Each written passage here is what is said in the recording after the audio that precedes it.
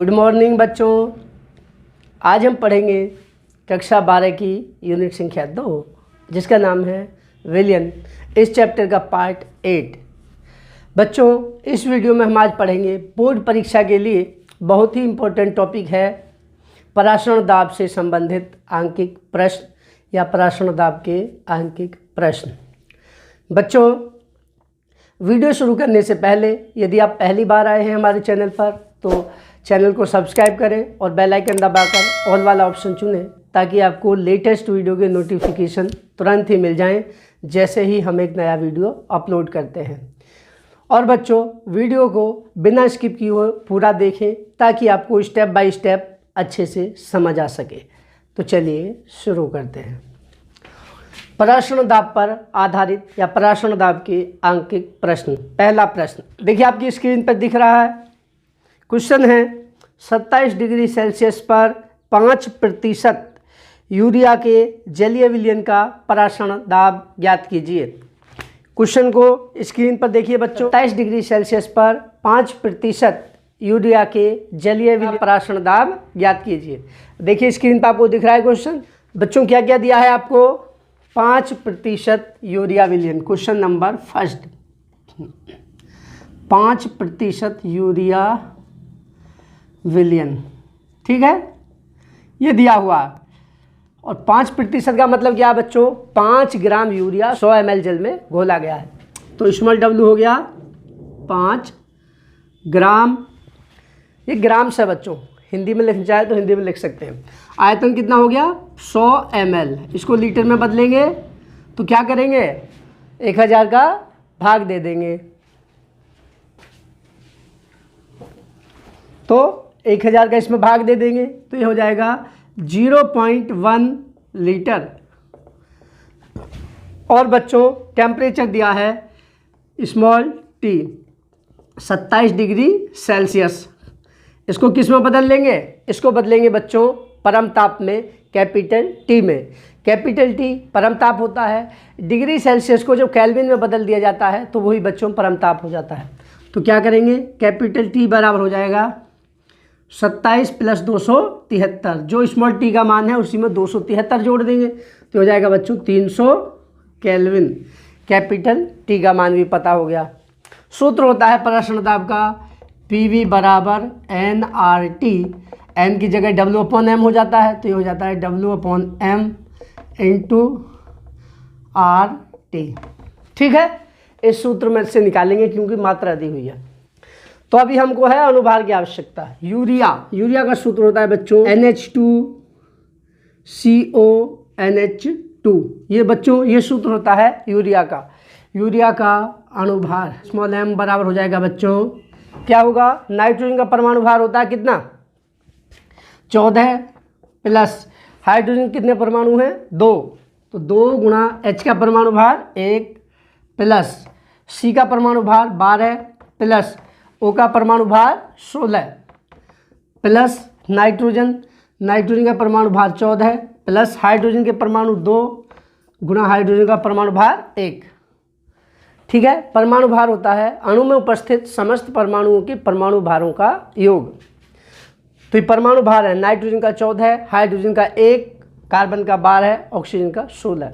तो जोड़ देंगे 14 प्लस 2 एकम 2 प्लस 12 प्लस 16 प्लस 14 प्लस 2। इसको जोड़ेंगे बच्चों तो 14 2 16, 14 2 16, 16 16 2 32, 16 3 48 और 12 60। स्मॉल m हो गया आपका 60। अब बच्चों हमारे पास क्या क्या है? स्मॉल w है, v भी पता है और कैपिटल T भी पता है, m भी पता है। एक बचा है विलयन नियतांक। RT नहीं होता बच्चों, ये होता है NST। सॉरी, PV बराबर होता है NST। विलयन नियतांक का मान होता है गैस नियतांक के बराबर। तो S बराबर हो जाएगा 0.0821 लीटर वायुमंडल प्रति डिग्री प्रति मोल।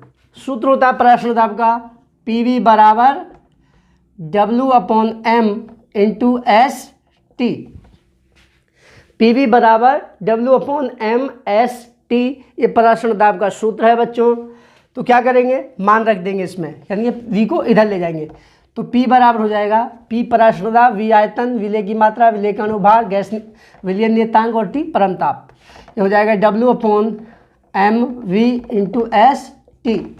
ये भी बच्चों इधर बटे में आ गया, ठीक है, इंटू ये ऊपर है ST, मान रख देंगे। W बराबर 5 ग्राम है, 5 बटे m, m का मान 60 गुणा v का मान आया बच्चों 0.1 गुणा S 0.0821 गुणा कैपिटल T परमताप 300 डिग्री केल्विन। ठीक है, अब इसको हल करते हैं। एक जीरो से इस एक जीरो को काट लेंगे, ठीक है, 6 पंजे 30, 6 पंजे 30 हो जाएगा बच्चों। इस दशमलव से ये दशमलव यहाँ पर आ जाएगा, ठीक है, इस दशमलव से कैंसिल होकर ये दशमलव यहाँ पर आ जाएगा।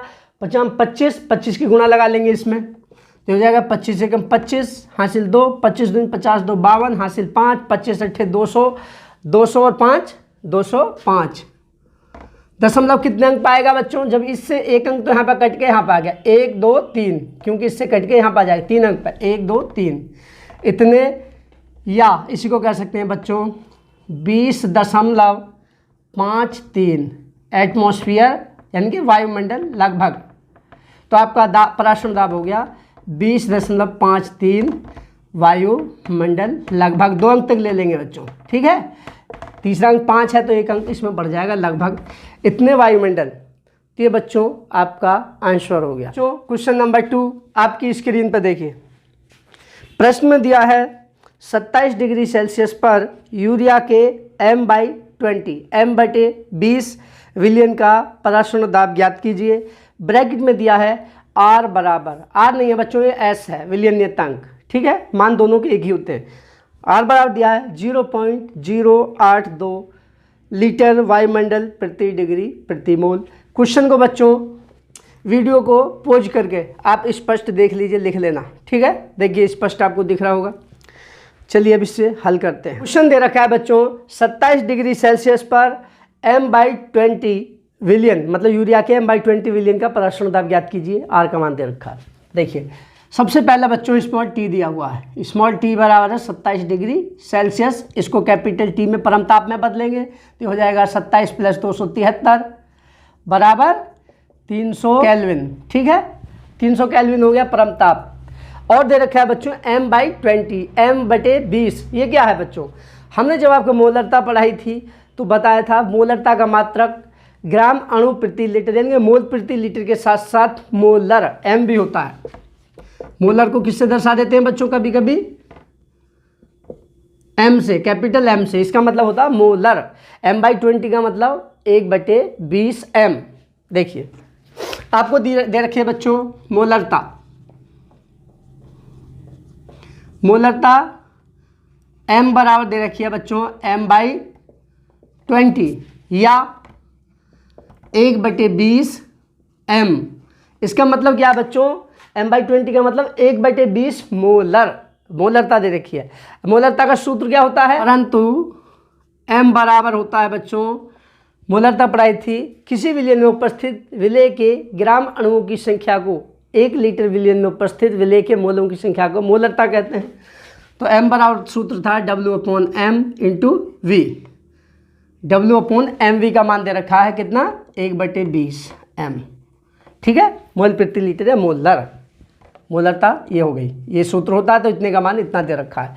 और आपको दे रखा है बच्चों S दे रखा है, उसको S मानेंगे 0.0821 नहीं, एक नहीं, इतना ही दिया लीटर वायुमंडल प्रति डिग्री प्रति मोल, ये दे रखा है बच्चों आपको, ठीक है।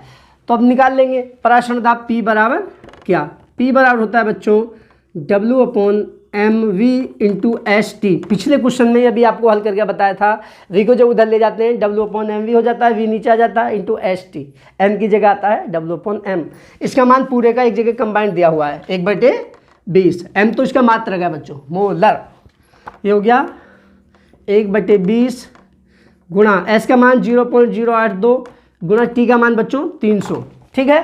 अब 1 0 से 1 0 कट जाएगा, 2 का भाग देंगे इसमें तो ये हो जाएगा बच्चों 15 बार। ठीक है, 15 की गुणा लगा देंगे, 15 दूनी 30 की 0, हाथ से लगे 3, 15 अट्ठे 120, 120 और 3 123। अब दशमलव कितने अंक पे है बच्चों वो हम देख लेते हैं। दशमलव है 1 2 3 1 2 3 1.23। तो बच्चों आपका आंसर हो गया पराशर दाब P बराबर 1.23 वायुमंडल, एटमॉस्फियर। हिंदी में लिख सकते हैं इसको वायुमंडल। तो बच्चों इस प्रश्न का आपका आंसर होगा पराशर दाब हो गया विलयन का M/20। यूरिया विलयन का पराशर दाब हो गया 1.23 वायुमंडल। अगला प्रश्न देखिए बच्चों, क्वेश्चन नंबर 3 आपकी स्क्रीन पर देखिए। 30 डिग्री सेल्सियस पर 3% यूरिया विलयन का पराशर दाब ज्ञात कीजिए। विलयन स्थिरांक बराबर 0.082 लीटर वायुमंडल प्रति डिग्री प्रति मोल।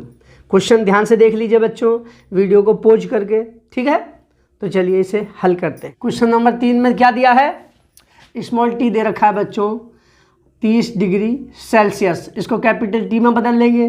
30 + 273 बराबर 303 केल्विन। और दे रखा है बच्चों 3% यूरिया विलयन, 3% यूरिया विलयन। 3% यूरिया विलयन का मतलब है बच्चों स्मॉल w बराबर 3 ग्राम, v बराबर 100 ml। 3% का मतलब है 3 ग्राम यूरिया 100 ml में घोला है। लीटर में बदलेंगे, 1000 का भाग देकर 0.1 लीटर।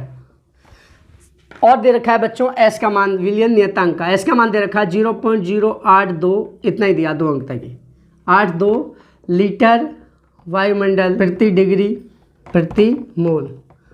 बच्चों ध्यान रखना है, विलयन नियतांक का मान यदि नहीं दिया है तो आपको पूरा लिखना है 0.0821। यदि 7 ब्रैकेट में जितना दिया है वही रखना है। यदि 2 अंक तक दिया है तो इतना ही रखना है, हमको आगे नहीं रखना। ठीक है, तो आपको क्या क्या ज्ञात हो गया, कैपिटल टी पता है आपको, स्मॉल w पता है, v भी पता है, s भी पता है। अभी आपको है अनुभार की आवश्यकता। यूरिया H2CONH2 सूत्र होता है यूरिया का NH2CONH2 का अणुभार स्मॉल m बराबर हो जाएगा बच्चों नाइट्रोजन का परमाणु भार 14 प्लस हाइड्रोजन के 2 परमाणु प्लस 12 प्लस 16 प्लस 14 प्लस 2 गुणा 1। इसको हल करेंगे तो बच्चों आ जाएगा 60। m बराबर अभी पिछले क्वेश्चन में आपको बताया था, जोड़ेंगे इसको गुणा करके जोड़ेंगे तो 60 आएगा। विलयन समीकरण से, विलयन समीकरण है बच्चों PV बराबर W/m/S/T। NH2 होता है, N की जगह हो जाता है बच्चों W/m/S/T और P बराबर W/mV/S/T। मान रखेंगे तो W का मान 3, M का मान 60 अभी निकाला है और V का मान 0.1, S का मान 0.082 गुणा T का मान 303। हल करेंगे बच्चों तो सबसे पहले 3 का भाग इसमें दे देते हैं, 20 × 60। अब 2 इसकी 0.1 में 20 की गुणा लगाएंगे तो 0 खत्म हो जाएगी दशमलव से, तो आ जाएगा बच्चों 0.082 गुणा 303/2। अब 2 का भाग दे देते हैं बच्चों, किसमें, इसमें दे देते हैं आराम से 0.02 चौक 8 2 एकम 2। अब इसकी इसमें गुणा लगा लेंगे तो आ जाएगा बच्चों, मतलब आएगा बच्चों कितने अंक पे, 1 2 3, 3 अंक पे 1 2 3। तो आपका उत्तर आ जाएगा बच्चों 12.423। 2 अंक तक भी ले सकते हैं, 12.42 वायुमंडल हो गया बच्चों आपका पराशरण दाब, एटमॉस्फेयर हिंदी में लिखना चाहें तो वायुमंडल, यही आपका आंसर है। ठीक है, तो ये आपका आंसर आ जाता है।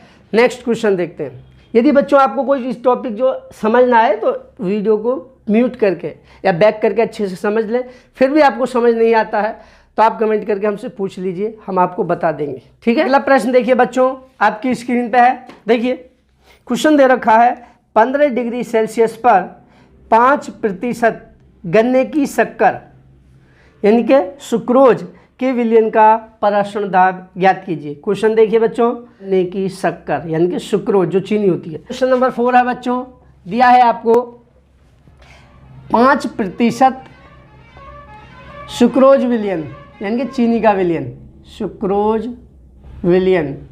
तो जल्दबाजी में बच्चों थोड़ी राइटिंग जो ऊपर नीचे हो जाती है, इस पर ज़्यादा ध्यान न दें, आपको टॉपिक पर ध्यान देना। 5% सुक्रोज विलयन, इसका मतलब हो गया बच्चों W बराबर 5 ग्राम प्रतिशत प्रत्येक ग्राम में। बच्चों ये तो हम परसेंटेज वाले बता रहे हैं, कुछ क्वेश्चन में ऐसे भी हो सकता है कि 5 ग्राम, देखिए प्रश्न का टोन चेंज हो जाएगा, इसी को हम थोड़ा चेंज कर देते हैं, ऐसे भी क्वेश्चन आ जाता है। ऐसे दिया होगा 5 ग्राम चीनी 100 ग्राम जल में घोली गई है, 15 डिग्री सेल्सियस पर चीनी के विलयन का पराशरण दाब ज्ञात कीजिए। या क्वेश्चन बन जाएगा 15 डिग्री सेल्सियस पर 5 ग्राम चीनी को 100 ग्राम जल में घोला गया है, इस विलयन का पराशरण दाब इसी ताप पर ज्ञात कीजिए।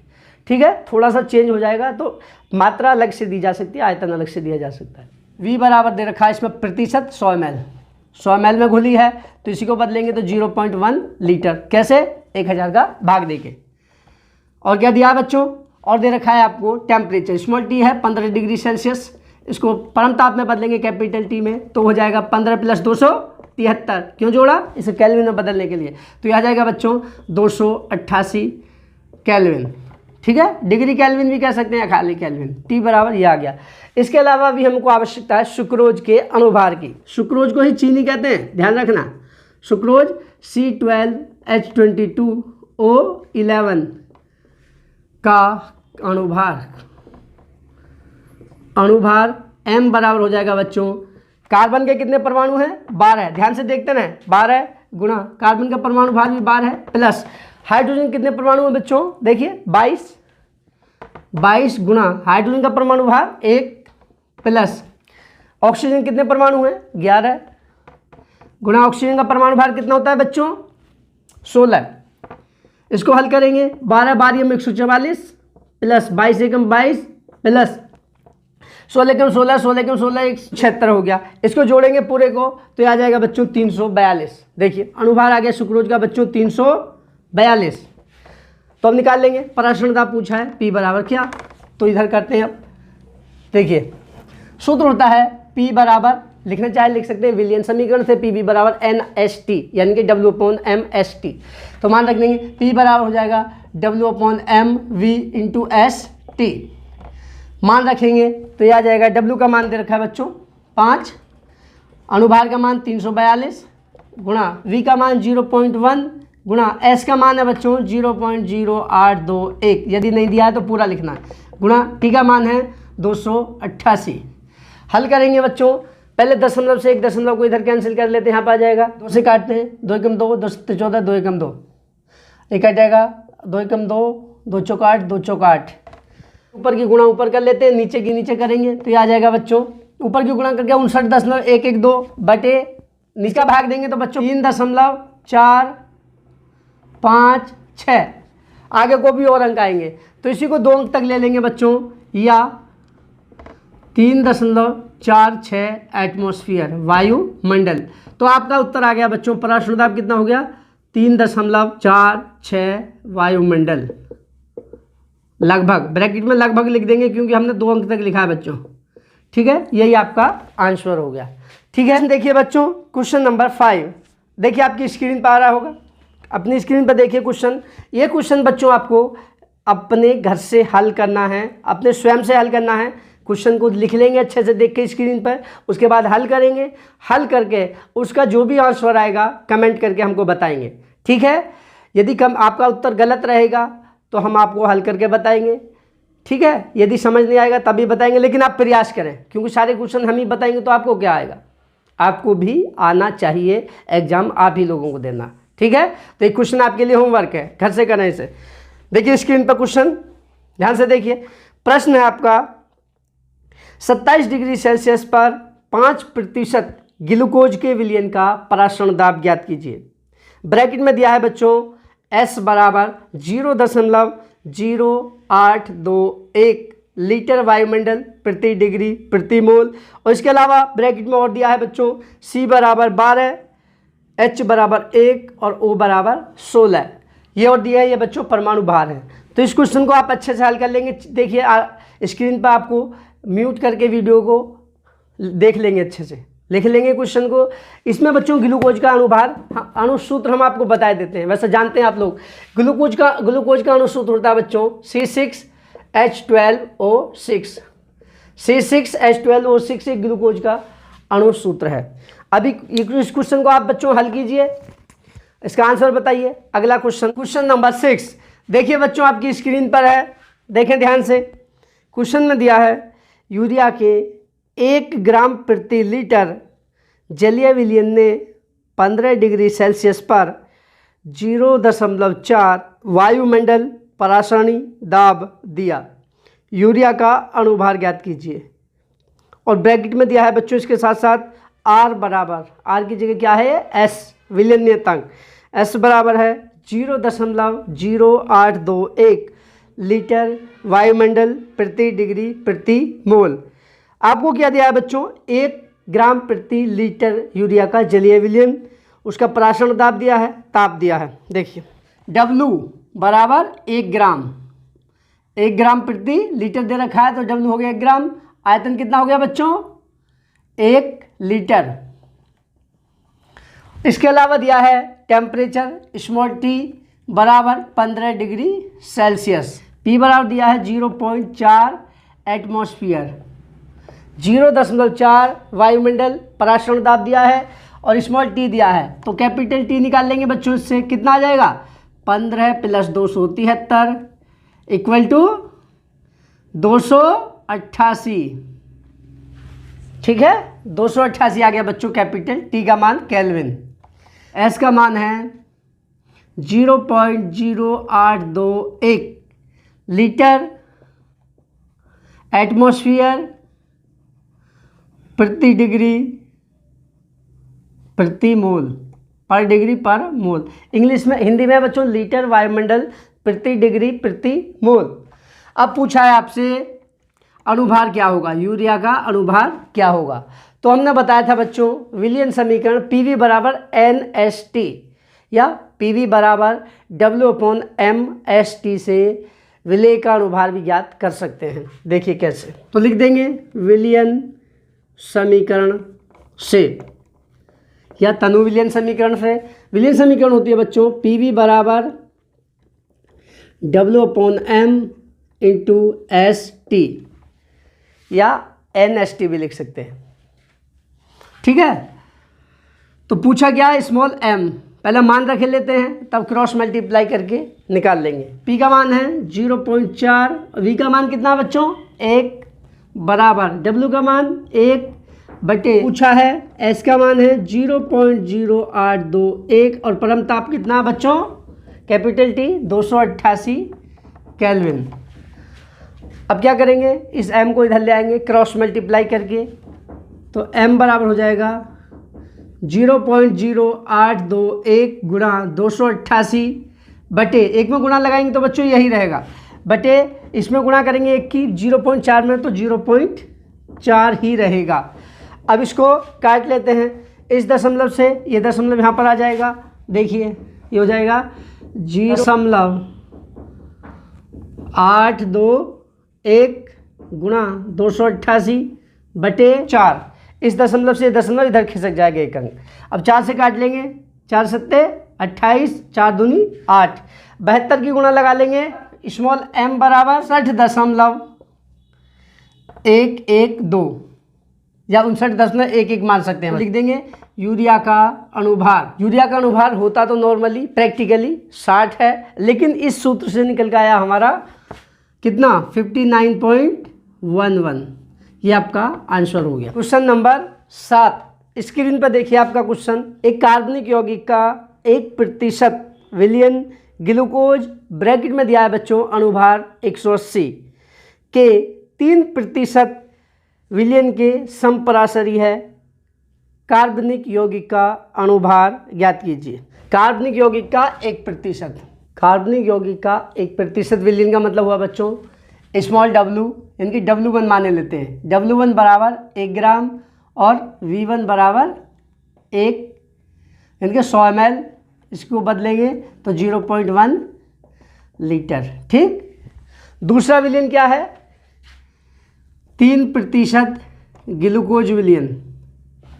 3% ग्लूकोज विलयन का मतलब हुआ बच्चों, यदि इसका अणुभार मान ले मात्रा W2 है, W2 बराबर 3 ग्राम और V 2 बराबर 100 ml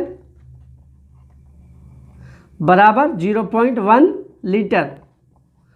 ठीक है बच्चों, और इसका अनुभार दे रखा है, ग्लूकोज का अनुभार दे रखा है M2, क्योंकि विलियन 2 है। ठीक है, ग्लूकोज 3% ग्लूकोज विलियन, या ब्रैकेट में लिख सकते हैं 2 सेकेंड, ये फर्स्ट मान लो, इसको फर्स्ट विलियन है तो इसके आंकड़ों को 1 1 लेंगे, इसके आंकड़ों को 2 2 लेंगे। तो M2 दे रखा है इनकी ग्लूकोज का अनुभार, भार M2 बराबर दे रखा है 180। पूछा क्या है बच्चों, M1 क्या होगा, कार्बनिक यौगिक का अनुभार क्या होगा, ये क्वेश्चन है। दोनों विलियन ये संपराशरी, ये और ये, चूंकि दोनों विलियन संपराशरी हैं,